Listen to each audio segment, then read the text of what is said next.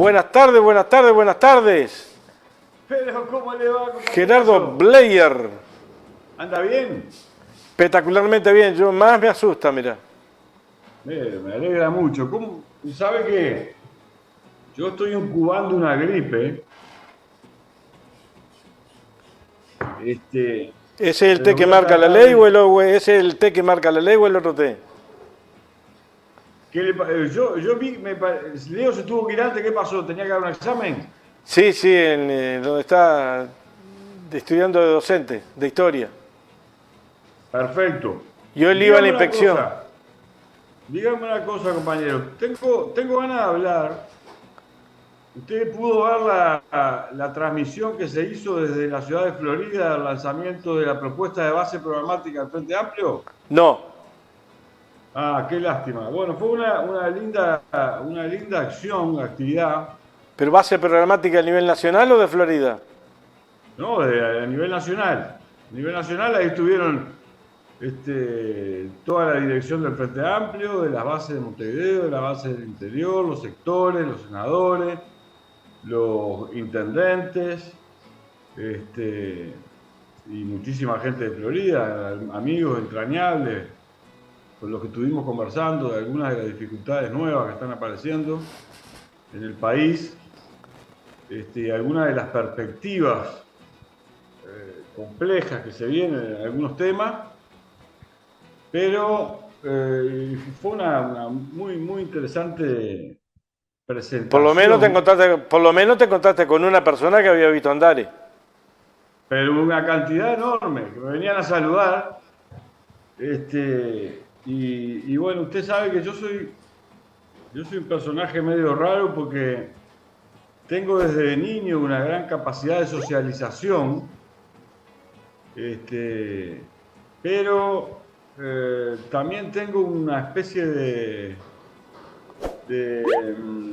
reacción antinarcisista que viene de la educación de mi padre, para el cual algunas cuestiones como el egoísmo, la petulancia, el narcisismo eran peores que en la escala de sus valores, la escala de los valores de Eduardo Bleyer, el egoísmo, la petulancia, el narcisismo eran objeto de severa crítica. Así que tengo matrizado desde niño y adolescente esa actitud también, que después empecé a entender en su significado profundo. ¿Por qué? ¿Por qué le preocupaba las actitudes petulantes, las actitudes narcisistas, soberbias, o egoístas? Y fui formando mi propio juicio sobre esas conductas que en general le hacen mucho mal a la capacidad de los individuos en su relacionamiento de producir afecto. Y el estado actual del mundo, no solo por los conflictos que vemos así, con mucha sencillez, prendiendo la televisión, no solo por ese tipo de conflictos, la guerra,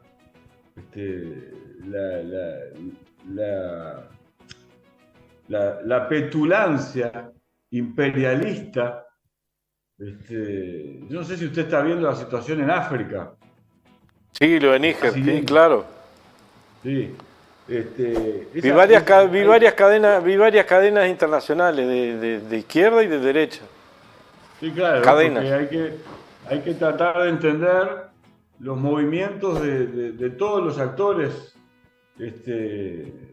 porque es un momento decisivo, ¿no? Es un momento decisivo. Tengo la impresión, hay dos en la OTAN, en ese mundo neoimperialista de los países desarrollados, liderado por Estados Unidos y que además quiere refrendar su absoluto liderazgo, y el que no esté conmigo no está conmigo, está contra mí, con esa lógica. que un día voy a explicar cuál es el origen de esa petulancia pretenciosa de que todo el mundo opere según las reglas de juego que le convienen a los intereses norteamericanos, ¿no?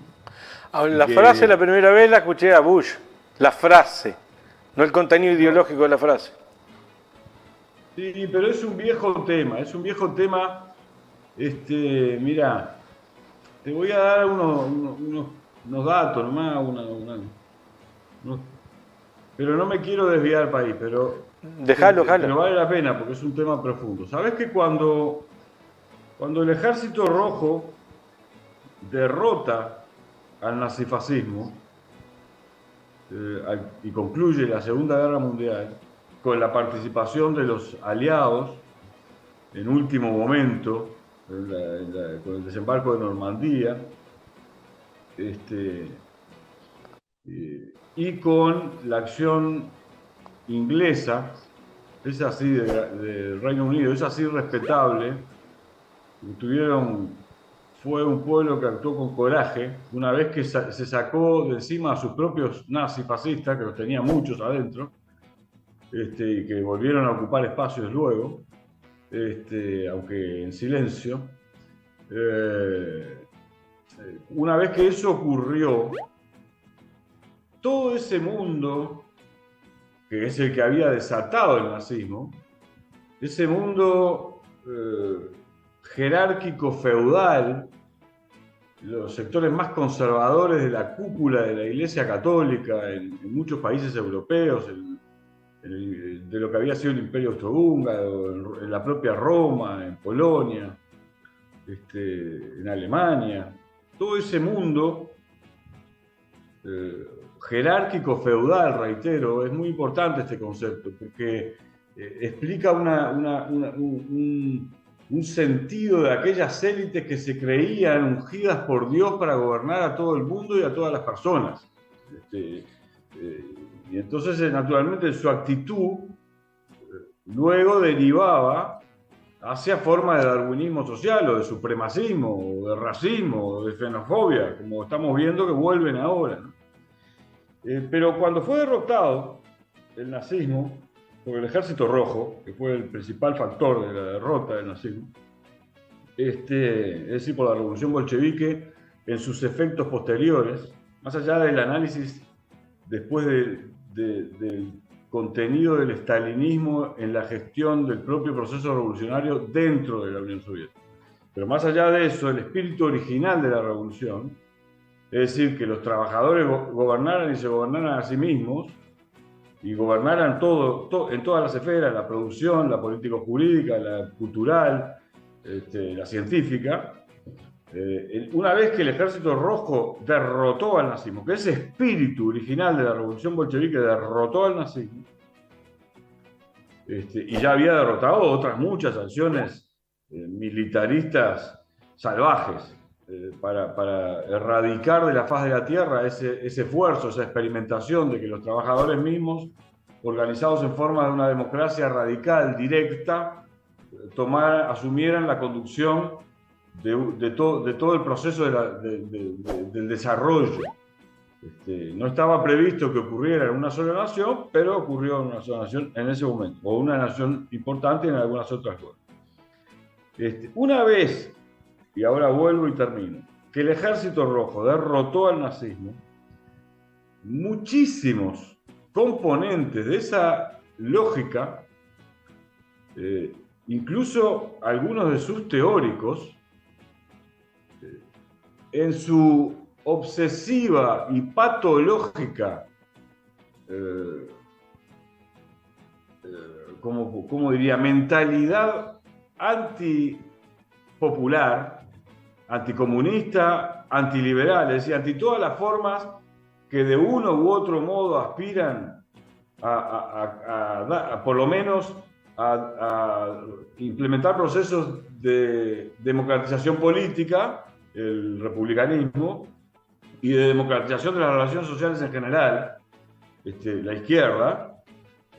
Una vez que ese sector patológicamente antiprogresista, antiliberal, anticomunista, es derrotado, unge en algunos escritos a Estados Unidos como el sucesor de la experiencia nazifascista para derrotar a ese proyecto emancipador, a ese proyecto democratizador, a todos los proyectos democráticos. Y entonces se produce en Estados Unidos, es decir, que todos, las élites estas, jerárquicas, feudales, y algunos componentes del capital, del mundo del capital, comienzan a ver a Estados Unidos como el líder en la lucha contra, comillas, el comunismo. Y por eso se someten, incluso someten los intereses nacionales de sus naciones a los intereses nacionales expansionistas de Estados Unidos. Y allí comienza, muy poco tiempo después, un proceso que en el mundo se conoce como el macartismo. El macartismo es el inicio en la propia práctica institucional al interior de Estados Unidos de violentas acciones antisindicales y anticomunistas, que comienzan a permear a la institucionalidad norteamericana, también de esa lógica, de esa patología, de esa cosa enfermiza contra toda experimentación ocurra en cualquier lugar del mundo y de la manera que ocurra, que procure concederle, otorgarle, facilitarle a los sectores populares de la sociedad que viven de un salario, los productores directos, los pequeños empresarios, las clases medias profesionales, la posibilidad de participar decisivamente en los procesos de toma de decisión de las naciones y del mundo. Eso, el macartismo, fue iniciando un proceso de descomposición de la tradición cultural norteamericana, que había tenido otros componentes, muchísimo más ricos, más dinámicos, una noción de la libertad que venía del origen revolucionario, muy valiosa, de las libertades de los individuos, de las garantías de los individuos en los procesos de control y crítica del poder. Todo eso se ha descompuesto, ha casi desaparecido.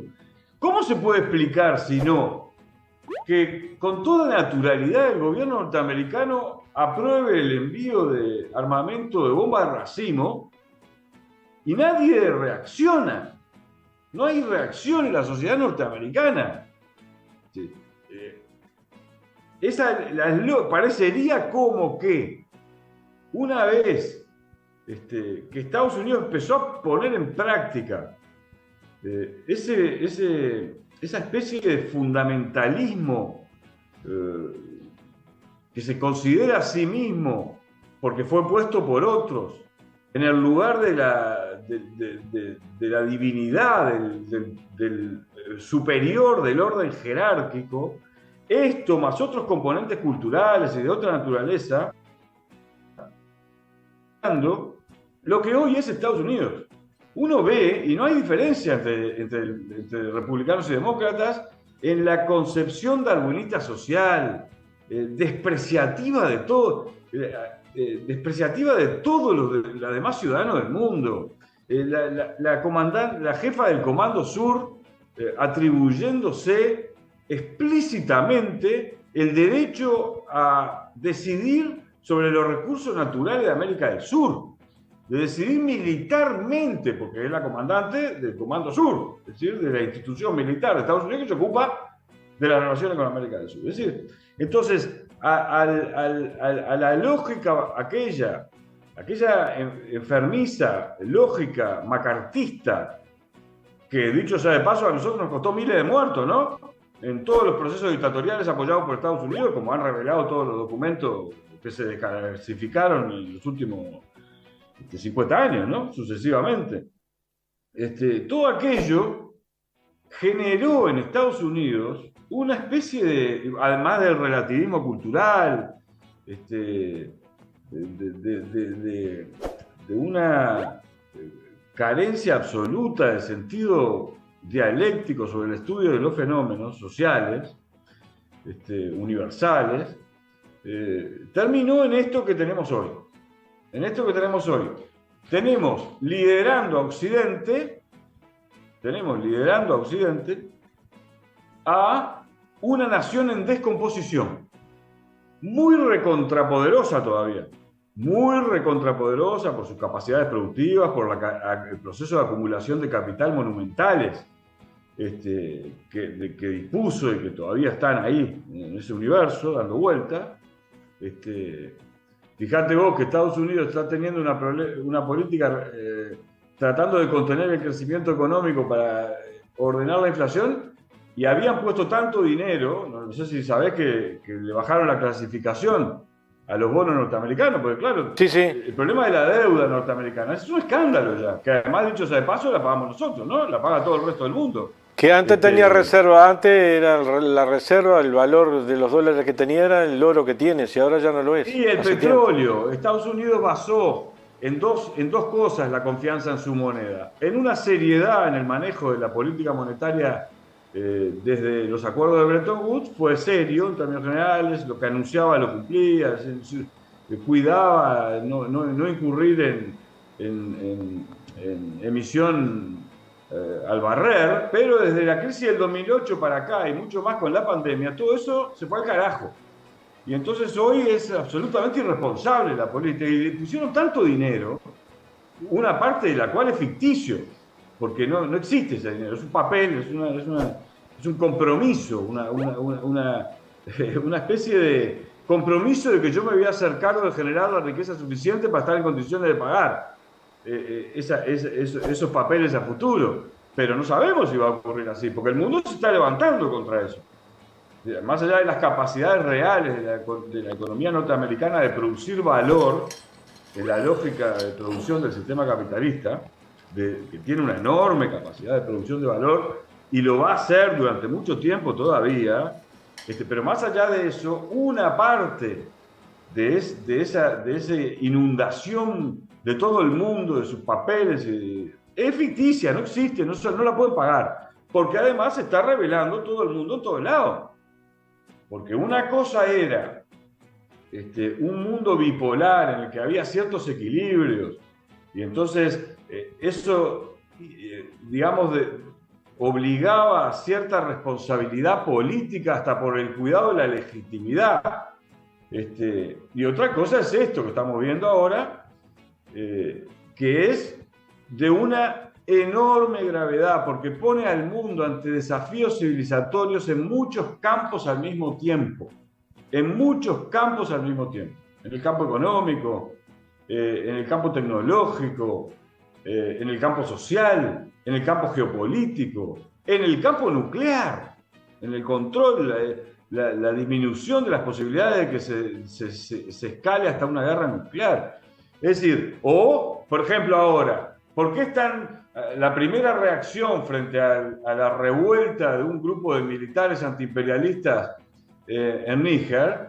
¿Cuál fue? Fue la cosa imperialista, estos son antidemocráticos, como si nosotros fueran democráticos, pero no lo fueran en absoluto, ¿no? Una cosa patética, discursiva, inmoral, falsa, hipócrita, que ya es insostenible para la mayoría de los pueblos del mundo, que lo pueden comprar como discurso durante un tiempito, pero es un tiempito corto. Entonces la primera reacción fue una reacción imperialista, ¿sí? Petulante, darwinista social y repugnante. Pero después hubo como una especie de contención, porque, claro, están viendo que la sociedad africana, más allá de que efectivamente existen muchos conflictos entrelazados, élites corruptas en algunos países, conflictos religiosos en otros, étnicos, asusados, ¿no? Dicho sea de paso, por estos países no imperialistas. Hay un par de países ahí que están dispuestos a defender Níger. Sí, que también se rebelaron en contra de Francia y en contra de Estados Unidos. Ya hace Esto entra en la lógica del conflicto geopolítico geopolítico entre, eh, entre muchos actores. Yo estoy, como tú sabes, y la audiencia sabe, en el pleno proceso de escritura de un ensayo, que lo que se propone justamente es enunciar los problemas, los conflictos, los desafíos civilizatorios que tiene la humanidad ante sí. Enunciarlos, no los voy a desarrollar todos, porque si los desarrollo todos, primero no sé si estoy en condiciones de hacerlo, y segundo, sería un libro muy largo. Entonces, lo que voy a hacer es enunciarlo. Y me cuesta, no lo puedo terminar, entre otras cosas porque la dinámica de los acontecimientos mundiales es muy intensa. No sé si habrás observado, están pasando muchas cosas todo el tiempo. Muchas cosas todo el tiempo en todas las áreas significativas del proceso de la civilización. Entonces, en la economía, en la cuestión estructural, en la naturaleza, en la afectación sobre el clima, que es uno el otro día de había los límites de la naturaleza. Algunas cosas que se repiten desde tus denuncias y de tus enunciados. El otro día encontré un par de videos, creo que fueron algo de los bueyes, ¿puede ser? Los bueyes perdidos, sí, era un programa que hice en TV Ciudad durante unos años. Lo vi por ahí, estuve bichoneando algo y algunos conceptos se reiteran al día de hoy. Bueno, pero acentuados. Pero acentuados, Claro. porque lo que yo hice, el esfuerzo que traté de hacer en Los Bueyes Perdidos era un esfuerzo de dejar de pensar en la cortita, en las cosas chiquitas, de la anécdota, de la política, de que tal dice tal del otro y el otro dice tal del otro, y tratar de pensar más en profundidad, porque eso nos ayuda a tomar mejores decisiones que afectan nuestra propia vida y la vida de nuestros hijos. Ese era un poco el objeto de Los Bueyes Perdidos. Entonces, lo que te quería decir es, estamos en un momento en el que es muy difícil no dejarse arrastrar por lo que parece que son, por el análisis de la actualidad. Pasó esto allá, pasó esto en Níger, pasó esto en Ucrania, pasó esto en Inglaterra, ¿viste? No sé si en Inglaterra pusieron el barco ese, donde manda a los inmigrantes para no tener una cosa... Una cárcel flotante. Asquerosa y repugnante, pero al peor estilo, una cosa horrible, ¿no? Y los tipos lo hacen sin pudor. Es la descomposición brutal de esas élites occidentales. ¿Qué carajo le va a creer el mundo de algo a esa gente? ¿Cómo puede el resto del mundo mirar con respeto a esos que parece que tuviesen, cuando una cosa... Otra vez rapaz, el saqueo sobre las riquezas de las demás sociedades, el vaciamiento de sus riquezas, el estrangulamiento coercitivo de las posibilidades de las demás sociedades del mundo para alcanzar cierto nivel mínimo de desarrollo y de calidad de vida. ¿Cómo se puede confiar en nada en esa gente, en sus discursos, en nada? A pesar de que se produjo un acumulado cultural que es valiosísimo y que ellos mismos están destruyendo. Ellos mismos están destruyendo. Y entonces eso genera un enorme problema para el resto de la humanidad. Porque ¿a dónde va a ir a parar el proceso de acumulación de la cultura democrática que se había logrado a partir de los esfuerzos y de la acción del movimiento obrero durante casi un siglo? ¿A dónde va a parar todo eso? Entonces, ¿cuál es el destino que quieren llevar al mundo? ¿Cuál es el destino que quiere llevar al mundo? De una aristocracia chiquitita de élite gobierna en beneficio puramente de sus intereses mediante prácticas irracionalistas desde el punto de vista científico, que es centrar toda la acción del mundo nada más que en el proceso de valorización del capital que los beneficia nada más que a ellos, a unos 20, 30 millones de individuos. ¿Cómo entonces el resto del mundo reacciona? Y las reacciones no necesariamente son civilizatorias en el sentido del horizonte de hacia dónde llevar la comunidad universal, la comunidad de destino. No todas las reacciones tienen contenidos civilizatorios desde el punto de vista cultural, desde el punto de vista de la organización del trabajo social, desde el punto de vista político-jurídico.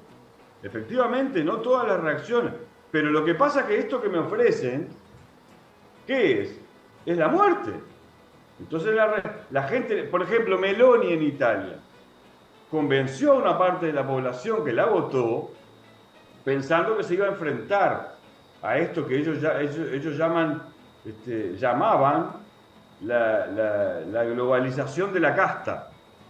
Y ahora pacta con la globalización de la casta y se incorpora a la globalización de la casta y traiciona a los ciudadanos italianos que estaban buscando algún camino para poder perder la incertidumbre de que todo lo que va a pasar para adelante es que van a perder calidad de vida después de que venían de generaciones y generaciones y generaciones y generaciones que tenían procesos de movilidad social ascendente, los chicos iban a la universidad, etcétera, etcétera, ¿no? Entonces, esas reacciones, como la del neofascismo o ultraconservadurismo europeo, después termina pactando con Estados Unidos. Por esto que hablábamos al principio. Entonces, lo que yo te quería subrayar hoy es que el programa del Frente Amplio presentado, las bases programáticas del Frente Amplio, son un esfuerzo formidable de mucha gente que participó analizando todos estos problemas y generando consensos entre todas las fuerzas políticas del Frente Amplio. Y ahora viene un desafío precioso que para la sociedad uruguaya entera, porque el programa va a ser presentado a los frente amplistas para que procuren realizar aportes imaginando cómo se ejecutan las políticas una vez que el Frente Amplio logre retornar al gobierno, pero también se le va a presentar en Diálogo por Uruguay al resto de la sociedad para que explique cómo incorpora sus necesidades y urgencias, por ejemplo, el sector lechero, de la productora láctea en el Uruguay, a los enunciados generales del marco conceptual general que están en la propuesta de bases programáticas. Ahora se viene un momento desafiante y hermoso en el que el Frente Amplio procura poner a deliberar a toda la sociedad sobre cómo implementar un programa de gobierno que vuelva a poner al Uruguay en un lugar de prestigio y respeto por la inteligencia de su diseño de políticas estratégicas para asegurar procesos de desarrollo, procesos de democratización de las relaciones sociales, procesos de elevación de la cultura. Es un momento muy, muy interesante, del que ojalá participen muchos miles de personas y de intereses y de productores y de empresarios y de sociedades civiles y de cooperativas y de militantes políticos y culturales, porque el mundo en el que estamos navegando es un mundo extremadamente delicado y por eso mismo el diseño de las políticas tiene que estar muy imbricado, las necesidades de la sociedad y las prácticas de quienes ocupan cargos políticos. Por la gravedad de la situación, es imprescindible no entrar en un debate, en esos debates vulgares. A ver, donde dice que somos una fuerza antiimperialista, hay que poner que somos una fuerza recontra super archi antiimperialista. No, esos debates son debates menores, chiquitos, que no conducen a ningún lado. El debate que es importante es tomando una orientación que cuide la autonomía de la comunidad productiva y política uruguaya en relación a su capacidad de tomar decisiones para beneficiarse como comunidad productiva y espiritual, que es lo que somos como nación, en función de esa autonomía lograda por la inteligencia política de los principales actores y por el involucramiento de la sociedad y de los actores dinámicos, productivos, etc., pensar un proyecto de desarrollo que considere los problemas de la integración regional y la trabaje, contribuya a desarrollarla con altitud de miras, ganándonos el respeto intelectual por nuestros aportes, por nuestra mirada larga y por también nuestra capacidad técnica de ofrecer soluciones prácticas para resolver los problemas urgentes, los problemas reales, los problemas objetivos, y no dejarnos arrastrar, como se está dejando arrastrar Europa, a un conflicto ideológico, anacrónico y vulgar que, por otra parte, ya se darán cuenta de esas naciones y esas sociedades, es autodestructivo. Nosotros no tenemos que entrar en esa lógica bajo ningún concepto. Nuestra cosa es la otra. Nuestra lógica y nuestro asunto es otro. Es diseñar proyectos de horizonte civilizatorio. Dirigir en nuestra humildísima medida de nuestras posibilidades, mostrar un modelo de cómo dirigir el proceso de la civilización para que beneficie al conjunto de la sociedad y para que como sociedad podamos aportar a que la humanidad encuentre caminos para ir en un horizonte civilizatorio que nos eleve y no que nos lleve a lo peor de los conflictos del siglo XX, que fueron muchos de ellos vulgares estímulos artificiales de la lógica amigo-enemigo desarrollada por grupitos de interés muy minoritarios, muy minoritarios.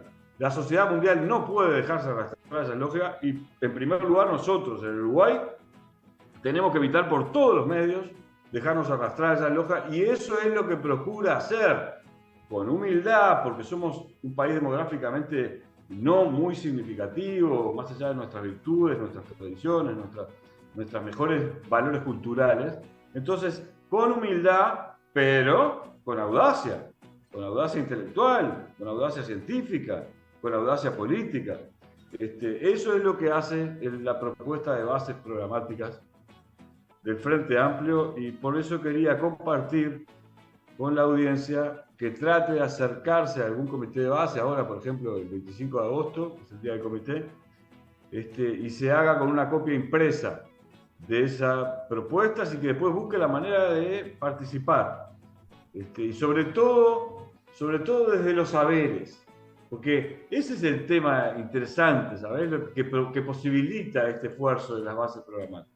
No sé cuántos minutos tengo, pero si tengo 2 minutos te explico el método. Porque viera no sé minutos, vamos arriba. Y la Comisión Nacional de Programa del Frente Amplio es una institución dentro de la institución Frente Amplio que está representada por todos los sectores y por las bases, es decir, los militantes de los comités de base de los territorios, y fue presidida por Ricardo Ehrlich y Álvaro García. Y se logró aprobar esta propuesta de bases programáticas por consenso. Todos se dieron algo, porque a muchos les hubiera gustado que tal ambición, en lugar del 6-1 para la educación, el 7, el 8, que dicho sea de paso no estaría nada mal. Pero ¿Me permitís una opinión? Sí, claro. Digo para que quede claro, bien claro, para que gente que está mirando el programa a lo mejor no lo entiende. Sea o no sea, en el caso concreto para las bases del Frente Amplio, pero incluso aquellos que no estén afiliados y puedan participar, saber que están participando en una propuesta que no es definitiva, que es una propuesta ida y vuelta, o sea, hay un resumen hecho de una comisión de programa, tal como lo explicaba Gerardo, que se plasma en el papel, luego se rediscute, se amplía, se saca o se introducen, porque si no, no tendría... Digo porque es la oportunidad de ir a participar. Para decir, no, a mí yo no lo vi, no, estaba acá, tenías que venir a dar tu opinión sobre lo que dicen sobre tal cosa, tal cosa, tal cosa. Y luego habrá un resumen final que será el del Congreso. Gracias. Claro, el Congreso aprueba. Lo que yo estaba tratando de enfatizar es que lo que sería ideal para el Uruguay como nación es que en tanto que en esa comisión, que es una institución del FASE, lograron consenso y participaron todos los sectores de la base, el debate ahora se trate de centrar en cómo comenzar a imaginar la aplicación en planes ejecutivos cuando se sea gobierno, en poner carnadura y de articulación con la sociedad, de aportes de la experiencia personal. En seguridad todos tenemos una experiencia personal, ¿verdad? Todos estamos en condiciones de aportar en los problemas de seguridad, en los problemas de empleo, etcétera. Si logramos, y lo vamos a lograr porque las militantes frente amplistas son de una enorme madurez, esa riqueza de debate, pues entonces vamos a abrir camino a un país mejor sin ningún lugar a dudas.